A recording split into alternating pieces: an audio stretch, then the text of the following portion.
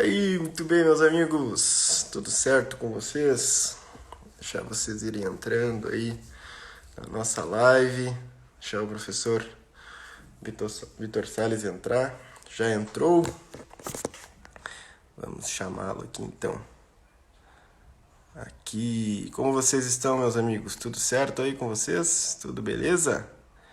Espero que tudo bem, tá? Esta é a segunda live sobre o desafio conversão de Chesterton ao catolicismo. Vou incluir o professor Vitor Sales, nosso grande convidado de hoje. Pensei para mim conhecê-lo finalmente, certo? Já aceitei aqui. Olá, meu caro. Olá, professor, tudo certo? Tudo bem com o senhor? Tudo bem, meu amigo? Prazer. Prazer é todo meu, eu que digo isso.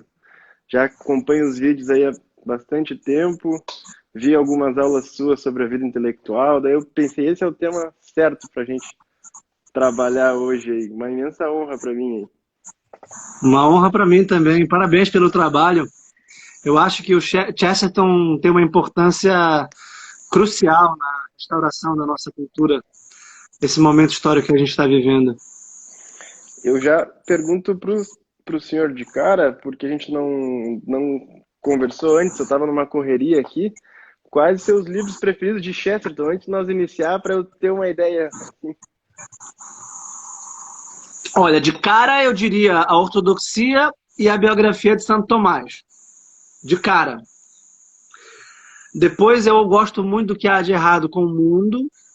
Gosto muito de Os Hereges, é um livro importante, eu gosto também. E a biografia de São Francisco.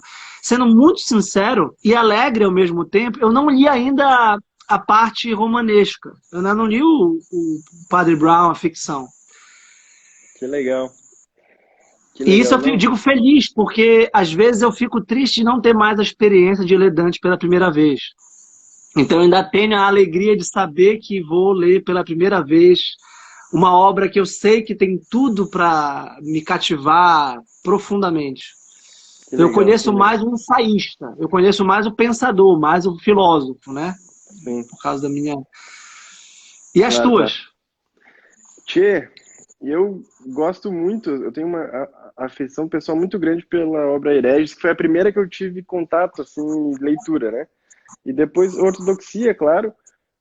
Gosto muito do Homem Eterno e gosto muito dos livros dele apologéticos pós-conversão, assim, né? Além de São Tomás, claro. Eu gosto muito desse pequenininho aqui, ó, que foi um que eu encontrei Igreja uma Católica vez. e Conversão. Esse não, esse foi recém-editado. Esse aqui é antigo, que uma série de artigos, Todos os caminhos levam a Roma. Esse aí. Esse é excelente. Esse eu vivo dando para as pessoas, para começar a ler Chesterton por aí, porque é uma série de ensaios. Esse, inclusive, eu dei para minha irmã, que é carmelita, e aí Opa! eu dei para elas lá dentro do Carmelo, porque eu falo tanto do Chesterton, que elas, tá bom, então nos dê um livro, mas tem que ter algo a ver com vida espiritual para dar para carmelita, né? Elas não vão ler artigos aleatórios, assim. Aí eu dei esse e a minha irmã disse que elas estão adorando lá dentro, que elas se divertem rindo e acham espetacular. Então eu gosto muito desse pequenininho aqui, muito mesmo, mas gosto, claro, o completo é a coisa, né? Que é muito bom. Mas Poxa, em enfim, primeiro lugar, parabéns aos teus pais por terem criado uma carmelita, uma monja que intercede pela salvação no mundo, com muita oração e sim, penitência. Que maravilha. é a Eu acho que mais tocaste nova. num ponto... Ela é o quê? É mais nova que eu. Que maravilha. Eu acho que tocaste numa primeira característica que a gente já pode conversar, que é a alegria. O Chesterton, ele tem uma inocência que não é ingenuidade. Ele tem uma pureza, uma alegria pueril, que está diretamente ligada à vida intelectual. A vida intelectual é uma vida alegre, porque é uma vida de descoberta, de curiosidade, de interesse. Eu tenho filhos pequenos, tenho 3 e 2 no céu. E as minhas filhas acordam assim: papai, do que a gente vai brincar hoje? A gente vai procurar uma minhoca debaixo da mesa. Que maravilha! Cadê? Quem encontra primeiro o coelho atrás do sofá? Eu! Todo mundo sai correndo para trás do sofá. Né?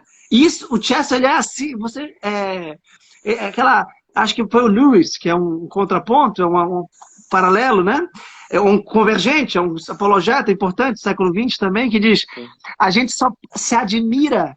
Não, o Chesterton diz aqui na Ética da Elfolândia, a gente precisa dizer para os adultos que há um dragão pela janela, chegando na janela, ou entrando pela porta, e para as crianças simplesmente que a porta se abriu. Abriu a porta e a criança. Essa admiração, essa alegria de conhecer, esse interesse pelo mundo, que no fundo vai ser um interesse por Deus, que o criou, deste modo tão interessante e tão pensável. Ou seja, a gente pode trazer o mundo para a cabeça. A gente pode inteligir o mundo, a gente pode ler o mundo. O mundo está escrito numa cifra e num símbolo que faz sentido para a gente. O senhor deve porque ter... ele foi feito por uma pessoa. Porque tem uma assinatura ou tem uma caligrafia identificável no mundo. O mundo é sacramental. O mundo é um vestígio. A sua dimensão material participa de uma dimensão espiritual maior. E nós, tendo espírito e não só corpo, porque somos pessoas, podemos não só tocar o mundo, mas pensar o mundo. Então, o Chesterton é um intelectual consumado, na melhor tradição intelectual católica. O senhor deve conhecer o padre Scott Randall Payne, que tem um livro sobre Chesterton, né, Chesterton Universo, que ele chama esse mesmo aí, esse maravilhamento do Chesterton, ele chama de filosofia do espanto, né, pegando aquela questão aristotélica e tudo mais, que essa capacidade de você ver o mundo e ver que, caramba, o mundo por si mesmo existir, né, a existência ao seu redor já é um milagre, já é uma maravilha, né? Claro.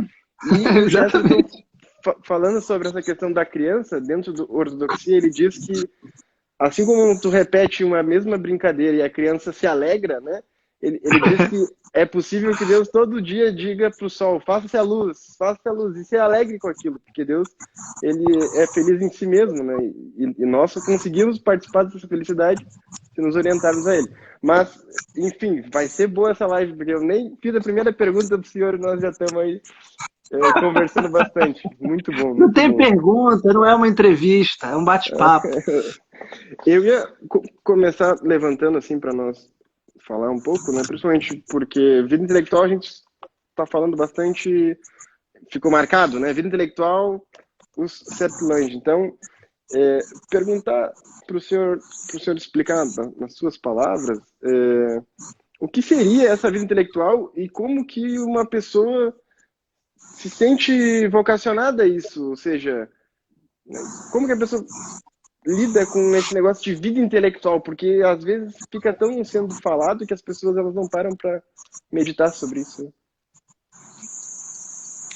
Como seres humanos, como pessoas humanas, nós temos uma faculdade que é da inteligência. Nós somos capazes de falar, de pensar, de nos comunicar, de escrever, de ler, de refletir sobre o mundo, de explicar o mundo. E essa nossa faculdade, ela é desenvolvida por instituições pedagógicas, como a escola, e o colégio e a universidade. Só que essa educação, sobretudo na modernidade, ela se voltou, ou ela se baseou na ciência para, de algum modo, dominar o mundo, no caso da ciência da natureza, e para organizar a sociedade em geral. No caso do direito, da ciência política, da sociologia, da economia. E nada contra isso. Isso tudo é muito importante. Nós precisamos de profissionais da medicina, da enfermagem, da biologia, da geografia, de todas as ciências. A vida intelectual, por outro lado, ela é uma formação do caráter pela inteligência e pelo enfrentamento reflexivo das questões essenciais do ponto de vista moral e espiritual. Algo que não se ensina na escola. Não tem uma disciplina assim ética, Ou filosofia, porque o nome disso é filosofia. É o amor à sabedoria. Só que o amor com todo o coração, com toda a inteligência. Pelas perguntas mais difíceis. E por serem as perguntas mais difíceis, nós tendemos a evitá-las. E essas perguntas mais difíceis, que são as perguntas existencialmente mais graves, mais importantes, mais decisivas, mais transformadoras, porque são literalmente perguntas sobre o sentido do universo, a existência ou não de Deus, o amor, a morte, a dor, a tragédia, a justiça. Quem responde a essas perguntas, principalmente, são os poetas, são os escritores, são aqueles que estabelecem os mitos, que são as representações simbólicas daquilo que não se explica cientificamente. Você não explica para ninguém a morte de um filho. Você não consegue explicar para ninguém a dor de Maria com o filho nos braços, no caso da Pietà. Você não consegue explicar a morte dos inocentes, no caso de Herodes. Você não consegue explicar a guerra de Troia, a razão da guerra de Troia. Você não consegue explicar o motivo da peste negra do Covid-19. A ciência não consegue explicar, do ponto de vista metafísico, portanto, do ponto de vista filosófico, o sentido das coisas. Então é muito mais fácil nós privarmos a nossa inteligência dessas questões e nos refugiarmos em respostas parciais e as considerarmos relativas. Isso é relativo. Ora, tu sabe mais do que ninguém, como estudioso de Chesterton, que o relativismo é a heresia do século XX. Que o relativismo é o suicídio do pensamento. E que nada pior do que o relativismo. Nada pior do que demitir a verdade. Nada pior do que dizer não tem verdade. Porque isso é o suicídio do pensamento. O pensamento tem como bem a verdade. O fim do pensamento é a verdade. Se não tem verdade, não adianta conhecer. E o pior é que essa demissão intelectual, na modernidade, não se dá por um anti-intelectualismo. Se dá por um super-intelectualismo cientificista, reducionista e fragmentário. Ou seja, eu conheço tudo do corpo humano. Eu só não sei qual é o sentido da sexualidade humana. Eu sei como funcionam os órgãos reprodutores humanos. Eu só não sei o que é o sexo. Isso aí eu não sei. Se você pergunta para um biólogo o que é a sexualidade humana, ele vai te dar uma resposta tão estapafúrdia e tão desumana e correta ao mesmo tempo. Não foi isso que eu perguntei. Eu vou perguntar aqui para um psicólogo o que é o sexo. Meu amigo, ele vai te falar uma coisa tão maluca, tão errada, tão grotesca. Né? Agora pergunta para um poeta o que é o erotismo. Pergunta para um filósofo o que é o erotismo. Ah, esses têm muito a dizer. Esses têm muito a dizer, mas na mentalidade científica, eles vão ser considerados relativos. Então, o Chesterton percebe que a vida intelectual é a vida filosófica, é a vida de quem leva a vida a sério, o que lhe dá, ao mesmo tempo, muita leveza, muita alegria, muita serenidade, mas uma peregrinação. Romance da ortodoxia é a busca de um peregrino pela sua pátria. O que é o romance? Romance é ir a Roma. O que é a romaria? É ir a Roma. É buscar a casa. Na modernidade tem uma instituição que reivindica a verdade absoluta. E essa, todo mundo, na mentalidade secular, na mentalidade científica, já de antemão considera estar errada. Eu lembro que quando eu falo que eu sou católico, eu tenho o maior orgulho de ser católico. Pelo contrário, se eu me envergonhasse disso, se eu me envergonhasse de Cristo, ai de mim. Né? As pessoas falam assim, poxa, professor, eu até sabia que você tinha religião, eu até sabia que você era diferente, mas católico! Tudo, menos católico. Se você fosse espírita, protestante, budista, Hare Krishna, se você fosse ateu, tudo daria certo. Mas católico? Católico não. Porque católico é a única coisa que eu sei que está errada. Isso é uma loucura, porque a igreja é única. instituição que se diz não humana, que se diz portadora de uma verdade transcendente, que se diz portadora de uma ortodoxia. Então, quando eu comecei a estudar, na época eu lia muito Santo Agostinho, que é o meu autor preferido de vida, e depois de Cristo, a pessoa mais decisiva, depois da Virgem de Cristo, né? Eu vi que o cristianismo intelectual primitivo, o começo da igreja, era um conjunto de intelectuais refutando heresias.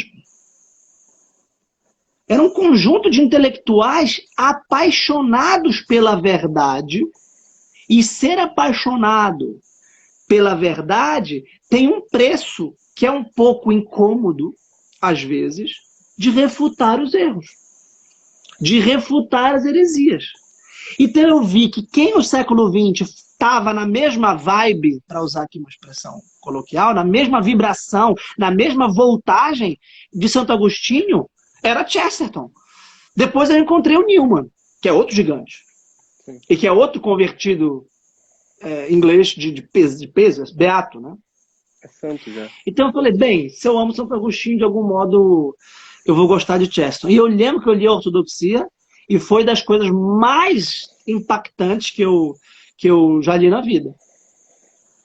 O Chesterton fala uma coisa que eu me lembrei quando o senhor estava falando, que as abelhas, elas fazem mel, né? As formigas fazem suas casas lá e tal. E o homem fabrica dogmas, ele diz, né? O homem é uma fábrica de dogmas. Então, quando o homem para de crer nos dogmas e de fabricar os dogmas, né? Ou seja, quando o homem suicida o seu pensamento pelo relativismo, ele perde aquilo que ele é essencial mesmo, né? E isso foi uma das coisas que cativou Chesterton desde o começo, porque quando ele começou a transitar entre algumas ideologias, alguns pensamentos mais na moda, né? Quando ele se aventurava só em literatura inglesa, literatura clássica, etc. Mas com o tempo, quando ele foi conhecendo algumas pessoas que lhe foram referência, que eu vou comentar quando for dar um aulão depois, isso foi cativando ele para essa vida intelectual, né? Então, assim, Chesterton, ele queria ser desenhista. Ele tentou ser desenhista, mas no fim das contas ele acabou indo trabalhar numa editora, começou a ler muitos livros, ter que comentar, ter que editar, memorizar, etc. E foi se mostrando ali, desde o período da escola, como escritor, um intelectual. Mas quando perguntavam para ele, né, sobre o que ele era, ele dizia que era jornalista, com toda a humildade do mundo, né? Mas essas características, como humildade, como amor à verdade, como outros aspectos, se enquadram muito no que o Padre Sertulán fala sobre as virtudes do intelectual, né? Ou seja, de nada adianta, e isso foi uma das coisas que eu até comentei com o professor Guilherme Freire, numa das conversas que eu tive com ele, acho que foi fora de uma live, que é impressionante como você percebe que no catolicismo, os grandes intelectuais católicos, e aí você pode incluir Chesterton, são homens de grandes virtudes. Então, você até encontra intelectuais que não tiveram tantas virtudes assim, mas eles são muito menores do que um São Tomás, do que um Santo Agostinho, né? do que um Chesterton, por exemplo. Então, assim, o que o senhor vê sobre essa febre que tem se dito sobre a vida intelectual, mas uma vida intelectual um pouco gnóstica, digamos assim, ou seja, você pega um conhecimento, aí você tem a vida intelectual, ela é sua, e aí, nossa, você é um intelectual, mas aquilo parece que está desassociado de uma vida real que envolve virtudes, né, que envolve busca pela santidade, e essa correlação entre santidade e vida intelectual. Que maravilha de pergunta. Primeiro, um comentário. A profissão de jornalista do Chesterton lhe permitiu uma verdadeira reflexão sobre o sentido dos acontecimentos. Então, as crônicas, por exemplo, de aquela reunião bagatelas ou coisas, como era o nome? coisas inúteis. Esqueci, não sei como é que está em português. Como é o nome daquela seleção de crônicas que a Eclésia traduziu? Trivialidades? Tremendas trivialidades, exatamente. Tremendas trivialidades. O cachimbo, o cigarro, o trem, um homem de terno preto andando na rua. São crônicas. Olha, o nosso maior cronista, um dos nossos maiores cronistas, como o Lima Barreto ou o Machado, você vê, esses autores, eles viam uma coisa aparentemente boba, aparentemente simples, aparentemente sem transcendência, extraíam um significado impressionante. Isso é vida intelectual. Então, o Lima Barreto, o Machado, o Chesterton, como cronistas, ou seja, como jornalistas que estão falando de coisas aparentemente simples, eles conseguem dar um relevo extraordinário ao que está acontecendo. Eu conversava com o Thiago Amorim na semana passada sobre a mudança do olhar. O olhar é que tem uma dimensão profunda. Então não era um mero jornalista, com todo respeito aos jornalistas, formado numa escola positivista, descritivista e desinteressada do mundo. Não, é um jornalista altamente interessado. E, em segundo lugar, um jornalista cultural, ou seja, que resenhava livros, que tratava de autores, que tratava de literatura, que falava muito de Dickens, por exemplo. Então o Chesterton tinha a vida intelectual, e como eu dizia, a vida intelectual é a reflexão filosófica sobre as grandes questões da existência, a partir das representações conceituais, no caso da filosofia, no caso da ciência, pensar pelos conceitos, ou imagéticas, no caso da poesia, pensar por imagens. Então, o Chesterton lia muito Dickens, porque o Dickens revelava o ser humano para ele, mostrava a humanidade, mostrava os sentimentos, os afetos, né? Isso é extraordinário. E aí vem o segundo ponto. Quem tem vida intelectual sem conversão moral, e veja, não é conversão formal, batizado na igreja católica e comungando semanalmente, etc. Não é necessariamente isso. A conversão moral é a conversão do olhar para as coisas essenciais. Conversão, como tu lembras, metanoia, é uma palavra que os filósofos já usavam. A conversão é querer viver com base num critério superior, é ter um modelo mimético superior, é buscar excelência, é buscar autossuperação, é buscar controle de si, fortificar a vontade, contemplar a beleza, desejar a bondade, conhecer a verdade. Isso é estrutural do ser humano. Belo, bom e verdadeiro. Se você não está sedento pela beleza, pela bondade e pela verdade, tem alguma coisa de errado com você. Já foi uma ideologia, já foi uma heresia que envenenou a sua alma. Nós nascemos com um amor ao belo.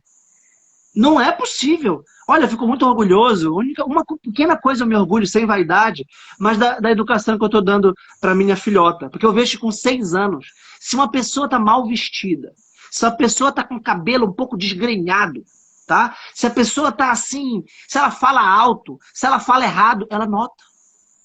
Ela não gosta. Por quê? Graças a Deus. Mérito da minha esposa, tá? Não meu.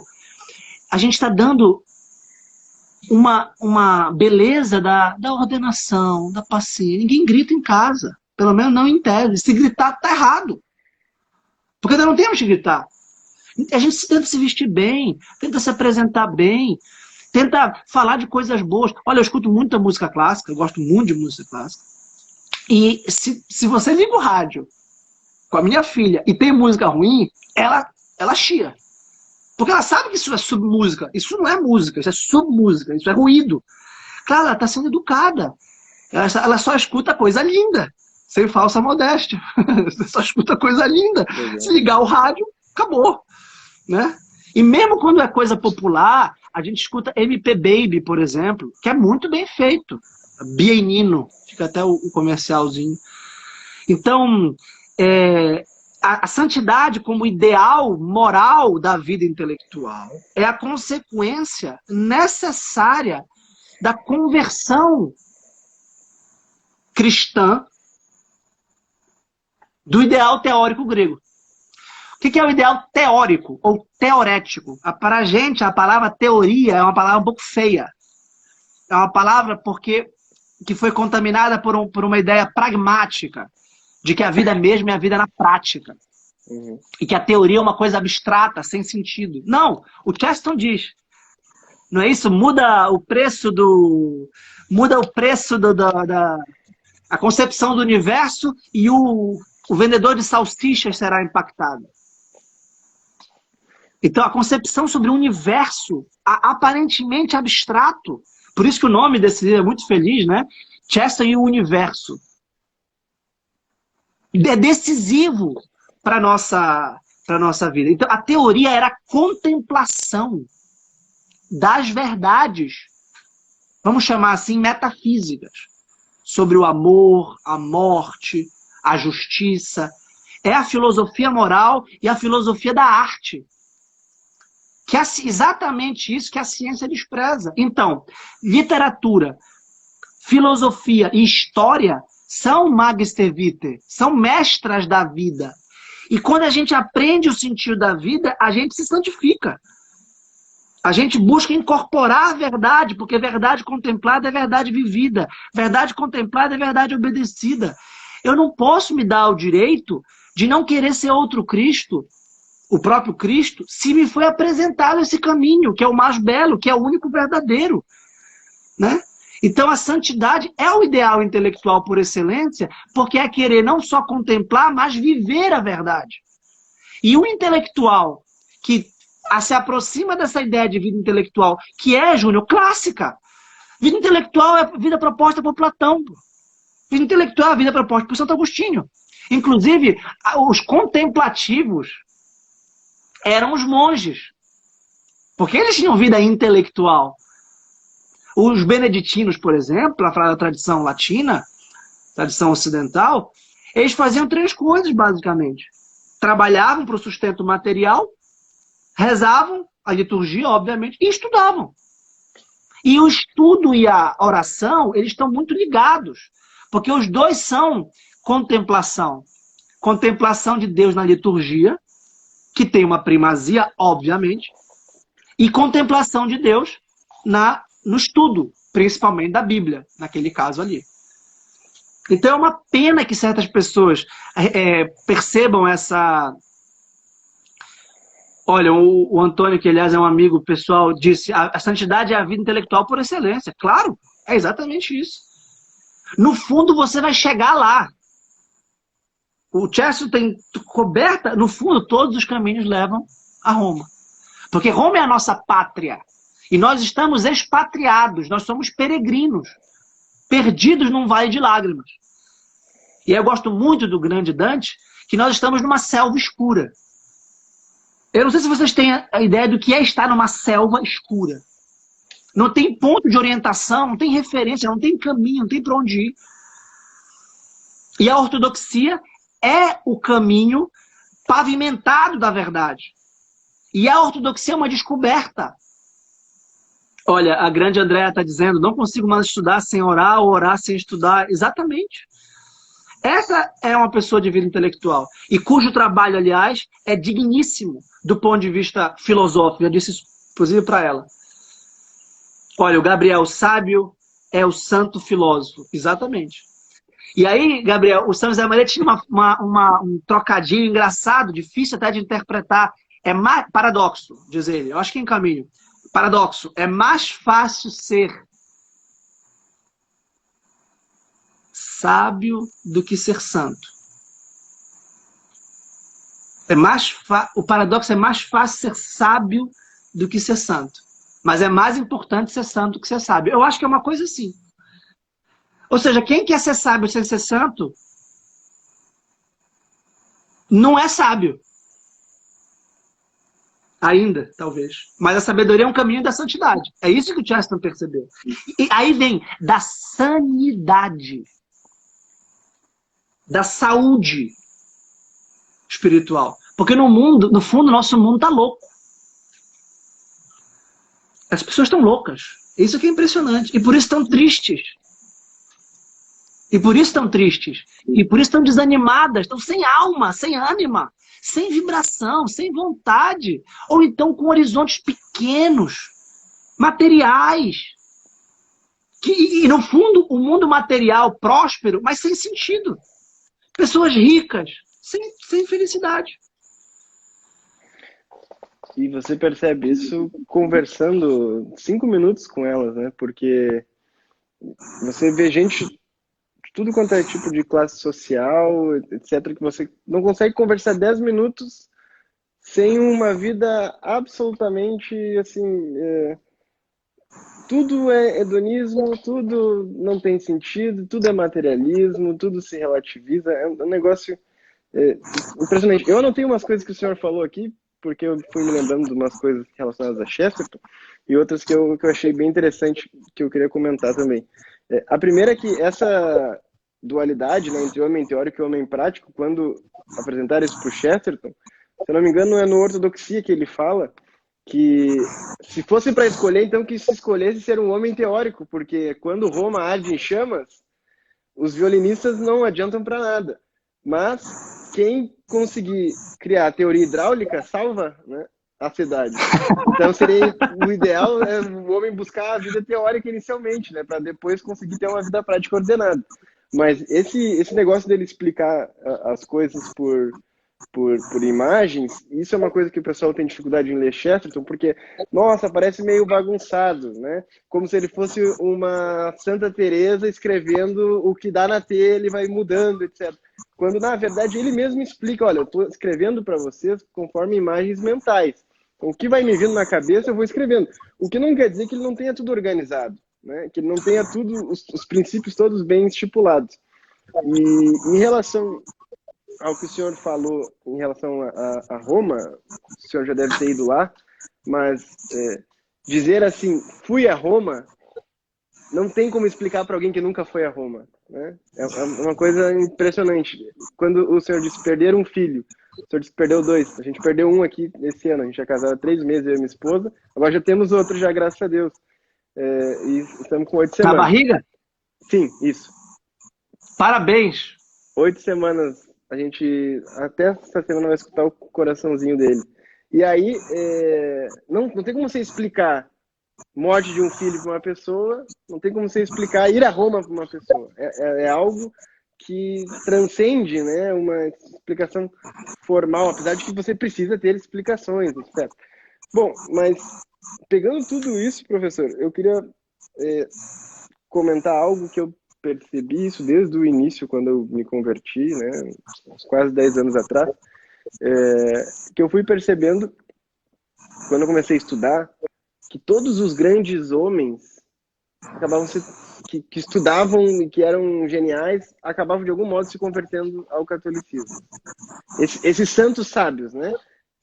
Tivemos grandes nomes, claro, que não foram católicos, mas quando você percebe não só um Chesterton, mas um Newman, quando você percebe um Shakespeare, né, que foi o Chesterton que falou que ele era católico antes de todo mundo resgatar esse ponto histórico, né? Chesterton tinha essa capacidade de fazer uma análise de que cada pessoa era a partir de seus escritos, né?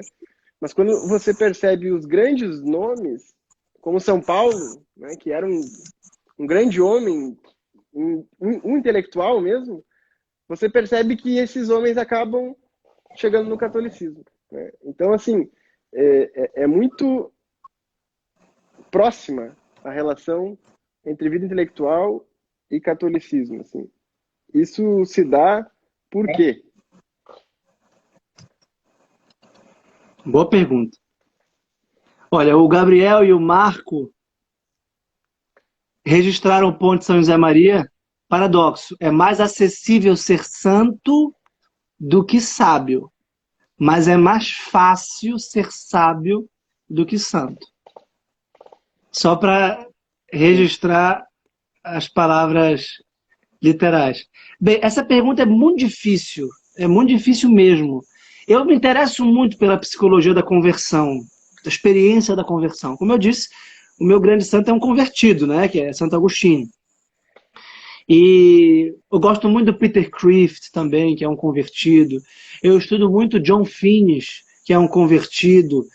Alasdair MacIntyre, que é um convertido. A gente pode estabelecer algumas hipóteses de interpretação desse fenômeno da conversão pela inteligência. Eu me considero um convertido de algum modo, nunca deixei de ser católico, mas era um católico nominal e morno e absolutamente fora da vida espiritual, da vida litúrgica, etc.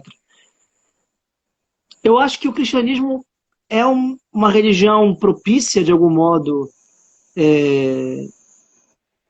para os intelectuais, porque Cristo é logos, Cristo é razão, Cristo é o sentido, é proporção, é harmonia. E por isso a igreja não teve grandes dificuldades de herdar a tradição filosófica grega que trabalha exatamente com a ideia de verdade, objetiva, e de conversão a ela.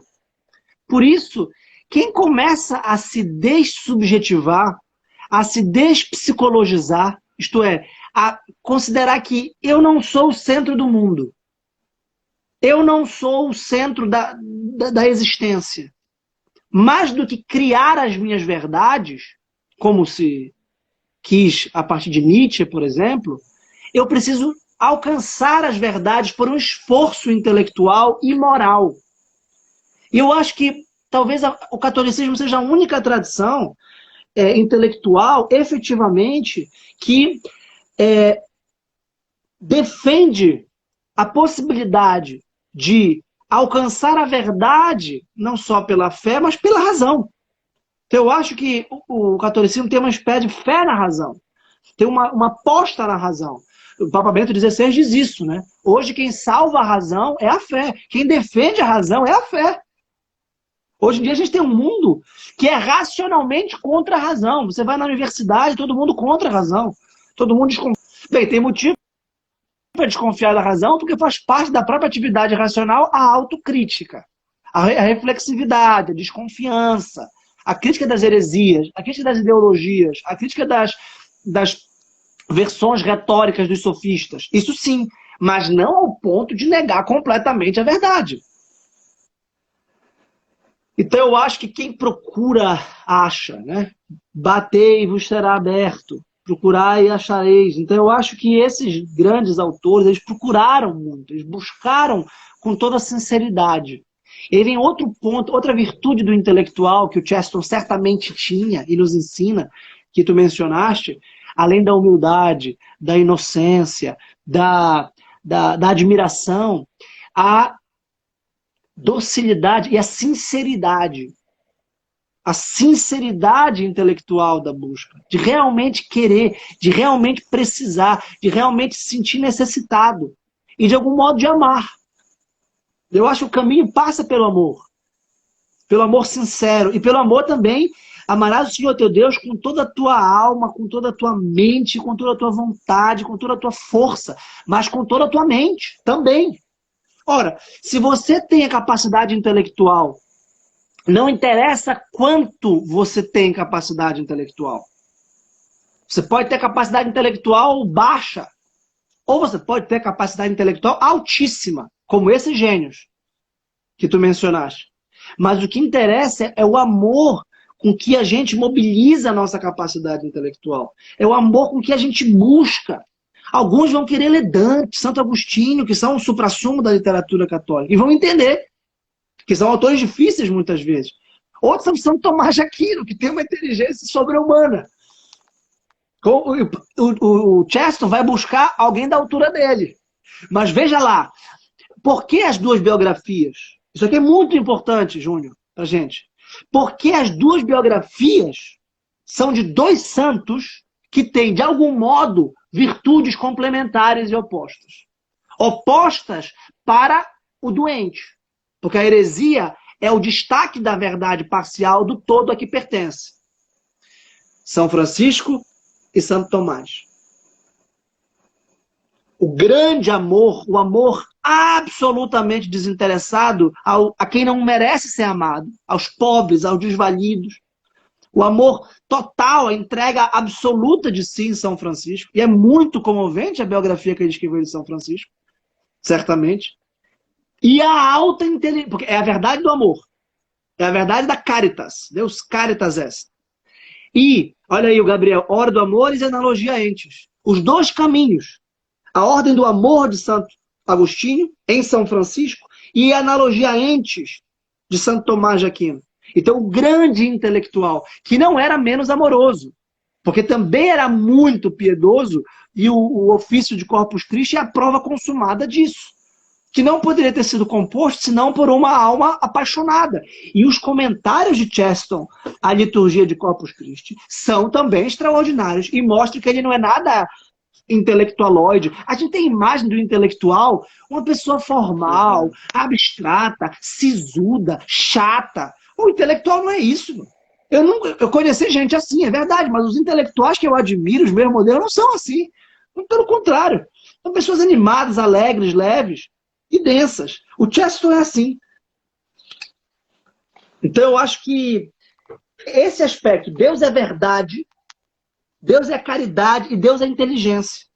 Olha, São Paulo, primeiro dos grandes convertidos, tu acabaste de dizer, é um gênio, um homem de uma inteligência superior. Você não acompanha um parágrafo de São Paulo.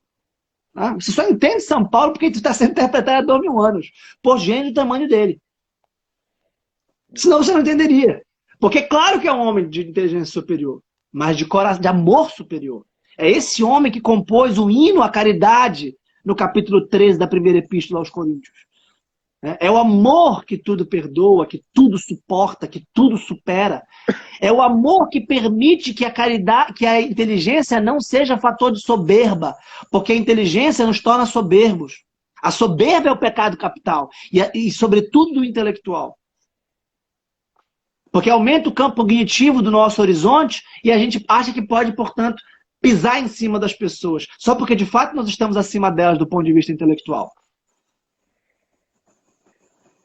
Falando sobre isso, o Chesterton dizia muito que o grande perigo dos católicos é o orgulho intelectual, porque sempre percebe que como o outro sabe menos, né, ele acaba ficando soberbo e pisando justamente na pessoa. Mas isso é interessante, que o senhor falava a questão dos paradoxos, né? Isso foi uma das coisas que atraiu Chesterton à igreja, que ele diz que nenhuma... Nesse livrinho ele fala muito isso, aqui o livrinho. Tem um artigo aqui que ele fala sobre como que a igreja, ela é como que um sinal visível dos paradoxos da própria realidade, né? De tudo que existe. E que a mesma igreja que manda e te encoraja ao martírio, condena de forma veemente a eutanásia, né? A mesma igreja que diz que é para você dar as coisas aos pobres, te manda como dever de Estado, se você for um pai de família, principalmente, ter responsabilidade, né, financeira, você não ser uma pessoa sem responsabilidade. E assim ele vai elencando uma série de paradoxos, porque a igreja fazia com que ele não tivesse respostas somente a algo interior, ou seja, não eram só respostas sobre espiritualidade, mas eram respostas sobre todas as coisas, né? Então, aquilo que está dentro do homem, aquilo que também está fora dele. Isso atraiu muito Chesterton à Igreja Católica. E sobre as biografias, o Joseph Pearce conta aquela biografia grandona que ele escreveu sobre ele, né? Sabedoria e Inocência. Foi Isso, essa é a clássica. É muito bom.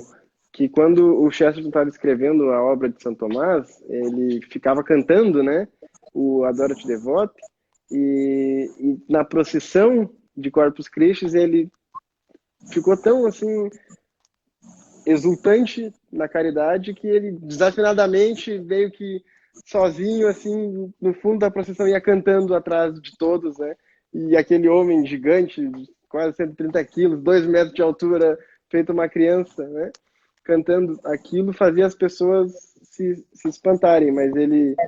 E aí o Pearce fala que ele quis escrever justamente esses dois personagens paradoxalmente opostos, botamos entre aspas, assim, porque o século XIX, o século racionalista, né, precisava olhar para a caridade que a vida de São Francisco já de cara apresenta. E o século XX, que é um século que duvida de tudo, né, relativista, precisava justamente desse Santo Tomás, que é o homem que se consome na busca pela verdade, né? Também com a caridade.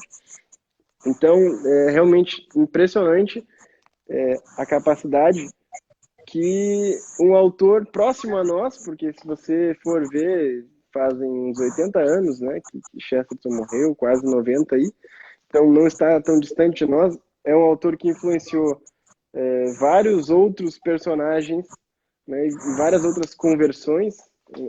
O nosso Corsão, por exemplo, né, que foi muitíssimo influenciado por Chesterton. E eu não sei se o senhor já leu Três Alqueires e uma Vaca.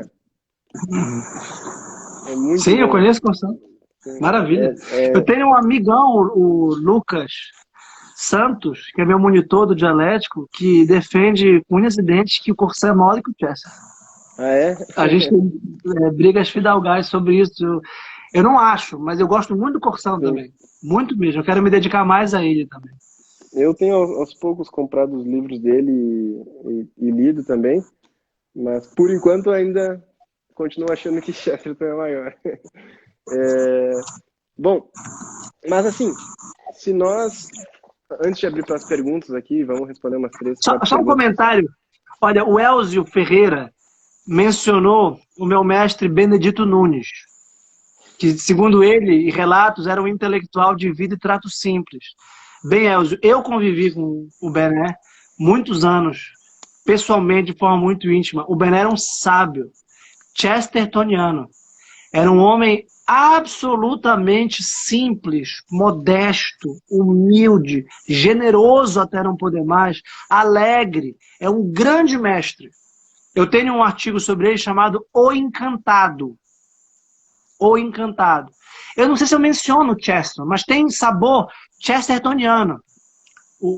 A sabedoria do Bené é uma sabedoria inocente, uma sabedoria pura, é uma sabedoria de uma criança, né? E uma biografia, um registro biográfico rápido, o Bené, aos 19 anos, contribuiu para uma revista chamada Norte, aqui de Belém, e ele escreveu um artigo muito bem feito, uma resenha à ortodoxia de Chesterton, chamado A Reabilitação de Santo Tomás. Depois ele se afastou da igreja e se tornou um intelectual de tipo existencialista e heideggeriano. Mas sempre teve muito respeito pela igreja, nunca foi anticlerical. Tá? E, enfim. E tu falaste do capítulo 6º do Ortodoxia, os paradoxos do cristianismo. Eu acho que aqui está a chave do Chesterton e da vida intelectual. Olha, aqui a Júlia fala da Edith Stein, que é uma grande conversa do século XX também, Santa Teresa da Cruz. E aí, o capítulo 6 fala dos paradoxos do cristianismo. Eu tenho um artigo sobre esse capítulo especificamente chamado Um Novo Equilíbrio. E a tese é muito interessante. Ele diz, nós somos um bicho estranho. Porque nós somos duplos. Nós temos corpo e alma. Nós somos habitantes do céu e da terra. Esse é o nosso drama. Esse é o nosso paradoxo. E é muito fácil ser herege. É muito fácil errar. É muito fácil ter uma verdade parcial. A verdade parcial é destacar só a terra, ou só o céu, ou uma parte do céu, uma parte da terra. E só o cristianismo afirma essa dupla natureza ao mesmo tempo. E isso é muito interessante. Ele diz, quando o católico está triste na Sexta-feira Santa, ninguém mais triste. E durante a Quaresma, o mundo é só noite. Né? A Quaresma é um momento triste, é um momento do luto. Mas a Páscoa é o momento mais feliz do ano. Na mesma proporção. Não tem nenhum exulted. Eu estava vendo as músicas pascais clássicas, né? O Mozart disse que se ele tivesse, ele preferia ter composto o exulted do domingo de Páscoa. Se ele tivesse composto o exulted da liturgia católica da Páscoa, ele teria mais felicidade do que se ele tivesse composto toda a obra dele, que é extraordinária. Então não tem nenhum glória mais alegre do que a do Vivaldi, mas a força da alegria católica e ao mesmo tempo do luto católico é proporcional. Então ele percebe, quando a gente radicaliza um princípio, tem que ir até o fim. Tem que ir até o fim. Mas não tem o outro polo igualmente radicalizado, a gangorra pende. Quando a gente valoriza muito essa vida, mas não a próxima, não tem sentido. E se a gente valoriza só a próxima e nada esta vida, não tem muito sentido. Então, o problema é o equilíbrio que ele percebeu na ortodoxia católica, que é a realidade sacramental. Então, fundamento católico da vida intelectual é a sacramentalidade do mundo.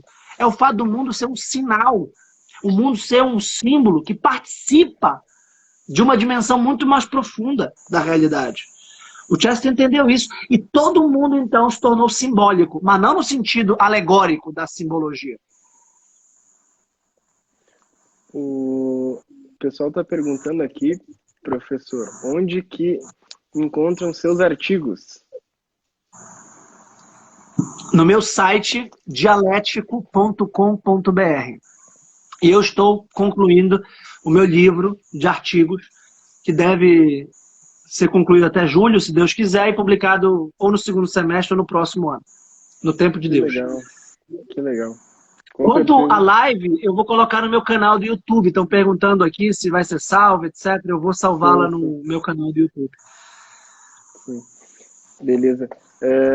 Tem mais alguma pergunta de alguém aqui? O papo tá excelente, mas a live daqui a pouco cai. Deixa eu ver. Eu gosto muito da parte sobre o misticismo na ortodoxia. Enquanto tem mistério, o homem tem saúde. Tira o mistério da vida humana e terás uma sociedade de enfermos. Né? Você já encontrou um racionalista? É uma pessoa... um racionalista, um materialista, uma pessoa que acha que sabe de tudo, ou então que se contenta em saber apenas uma parte da realidade. Essa é uma pessoa doente, completamente doente. Depois a comparação que ele faz entre o cristianismo e o budismo. Ele fala que a pessoa que se acha sabedora de tudo, né? É como uma pessoa que tenta colocar o céu inteiro dentro da cabeça. Né? É muito mais fácil você tentar elevar-se até o céu do que fazer tudo caber dentro da sua cabeça. Mas, para quem tem uma galera perguntando aqui referente às lives, tá? Eu estou salvando todas as lives e elas vão ficar disponíveis lá para quem adquirir o aulão. Que a gente está fazendo aí, professor, uma aula... Eu tô sábado agora, não, segunda-feira eu vou postar uma aula só específica sobre a conversão de Chesterton ao catolicismo, né? Então, nesse formato de aulão, mas aí eu fiz um preço bem baratinho porque tá no Covid, o pessoal, né? Então daí eu vou abordar todas as questões, mas eu quis pegar 7 convidados especiais, né? Para que a gente pudesse pegar temas que envolvem a conversão do Chesterton, que não vão estar dentro deste aulão e vão nos preparar para isso, né? Então, por isso que o pessoal está comentando aí referente a isso daí, certo? Tem gente aqui dizendo que eu virei o professor por horas e horas. Eu também, meus caros, eu também. Tá excelente aqui a live. Deixa eu ver se tem mais alguma pergunta aqui, que eu gosto que a gente responda a pergunta, mas enfim. Professor, eu quero que o senhor também faça uma coisa que eu acho que vai valer muito a pena para a galera aí, que é indicar, né, livros, ou filmes, ou músicas, ou todos ao mesmo tempo, caminhos para essa vida intelectual. Assim, o que o senhor diria nesses anos todos que o senhor tem ensinado, né, e aprendido também esse caminho? Como que alguém começa? Eu imagino que o nosso público, os nossos amigos aqui... Olha, o Gabriel dizendo, a antropologia de Chesterton também é polar. 2 lados do cérebro. Exatamente. Exatamente. A inteligência analítica e a inteligência sintética. A inteligência conceitual, a inteligência imagética. Concordo. Olha, livros... a ortodoxia de Chesterton, imagino que todos devam ter lido, todo o nosso público aqui, a biografia de Santo Tomás, a biografia de de São Francisco, mas eu queria falar de uma disposição moral do intelectual, ainda sublinhada pelo Chesterton, que eu acho que nos escapou, que é a gratidão. Sim, gratidão. Ele fala muito disso, inclusive nesse capítulo, A Ética da Eufolândia, a admiração, o estupor, está ligado ao louvor, à admiração, à contemplação e à gratidão. Eu também tenho um artigo chamado Admiração e Gratidão, nesse mesmo site e nessa mesma seção do livro. Outros livros, assim, outras referências, romances. O Chesterton gostava muito de Dickens, né? Eu não conheço suficientemente o Dickens para recomendá-lo, mas eu acho que faz parte de uma dobradinha, talvez, da apologética chestertoniana, Dickens. Me ocorreu agora a cinematografia do Frank Capra, que é um cineasta que dirigiu A Felicidade Não Se Compra, por exemplo, Mr. Smith Goes to Washington. Ele tem obras em que o herói é sempre um herói de tipo chestertoniano. É sempre uma figura muito inocente, muito verdadeira, muito sincera, muito transparente, que chega a ser considerada boba pelos outros. É uma figura muito, muito curiosa. Bem, livros eu teria uma infinidade para recomendá-los, depende da... Olha, a Apologia de Sócrates é uma porta de entrada extraordinária. Sócrates é o herói da vida intelectual e não tem jeito. Olha, outra recomendação.